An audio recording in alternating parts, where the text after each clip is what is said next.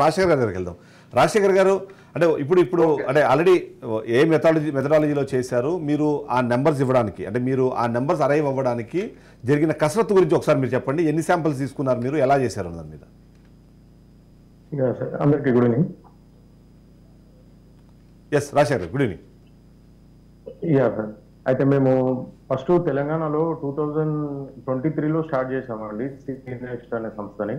అక్కడ చేసిన తర్వాత ఫస్ట్ ఎలక్షన్ ఫేస్ చేసాము లాస్ట్ 23 డిసెంబర్లో.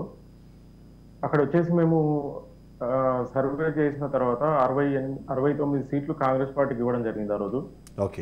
సేమ్ ఇదే పద్ధతిలో ఇచ్చాము. ఎవరికైతే ఎన్ని ఓట్లు వస్తున్నాయి, ఎన్ని ఓట్లతో గెలవబోతున్నారు అనే ఇదే పిక్చర్ వాళ్ళకి అప్పుడు ఇచ్చాము. అదే మోడ్ లో మళ్ళీ ఇప్పుడు ఆంధ్రప్రదేశ్ లో చేసాము. కాకపోతే తెలంగాణలో చేసిన సర్వేకి ఆంధ్రప్రదేశ్ లో చేసిన సర్వేకి చాలా వ్యత్యాసం ఉంది. పార్టీల పరంగా అయినా కానీ కులాల పరంగా ఇక్కడ ఈక్వేషన్స్ చాలా డిఫరెంట్ గా ఉన్నాయి.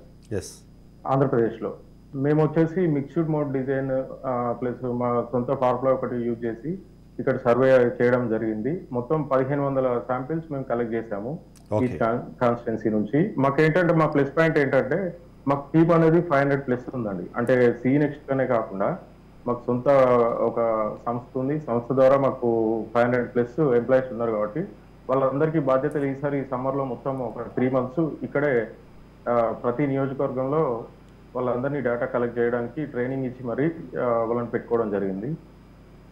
అదే క్రమంలో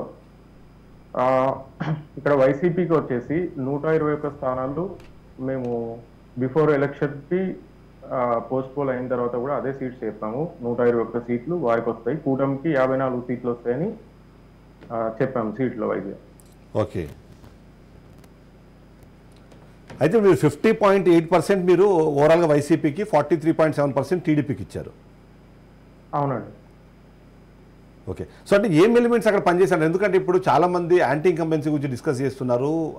పర్సెంటేజ్ ఆఫ్ ఓట్ ఏదైతే పెరిగిందో, ఓటింగ్ పర్సెంటేజ్ పెరిగిందో అది ఖచ్చితంగా అధికార పక్షానికి కాకుండా ప్రతిపక్షానికి పనిచేస్తుంది, అది హెల్ప్ అవుతుంది అన్నది జనరిక్గా అందరూ మాట్లాడుతూ ఉంటారు.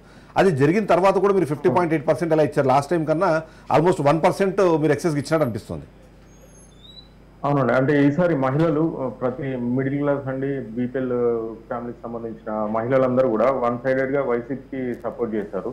ఓకే, అర్బన్ మహిళలు కొంతమంది తప్ప రూరల్ ఏరియాస్ లో మాకు అనిపించింది ఏంటంటే ప్రతి ఒక్కరు ఏదో ఒక గవర్నమెంట్ నుంచి స్కీమ్ ను అందుకొని ఉన్నారు. వారు మళ్ళీ దాన్ని కంటిన్యూ చేయాలంటే మా జగన్ రావాలన్న టాపిక్స్ వాళ్ళు తీశారు.